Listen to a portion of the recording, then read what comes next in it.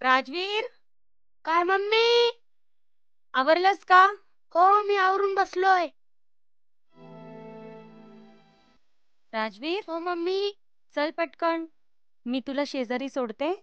माझी कामं आवरली ना, मग मी तुला घ्यायला येते. ओके, चालेल मम्मी.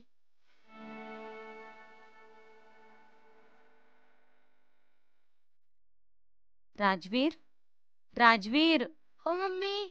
बाळा चल लवकर. पुन्हा मागच्यासारखं लेट नको. मला काम आहेत. चल. पण मला चॉकलेट.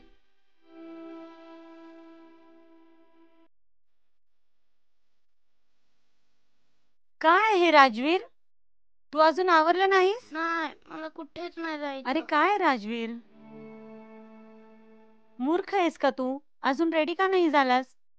तुला माहितीये ना, मी तुला शेजारच्यांकडे सोडून कामाला जाणार होते. पण मला तिकडं नाही आवडत. का नाही आवडत? नाही, ती चांगली लोक नाही आहेत. पण बाळा, मला तुझी काळजी वाटते ना. एवढ्या मोठ्या घरामध्ये तू एकटा राहणार कसा? मला पण माझी काळजी आहे. तू एवढा हट्ट का करतोस दादा? मला पण खूप त्रास होतोय. मी कसं सांगू तुला? बाळा,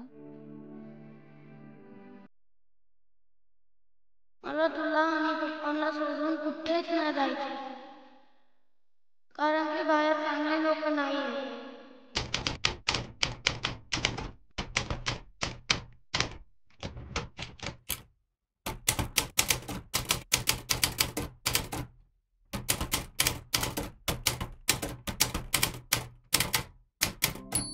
नमस्ते.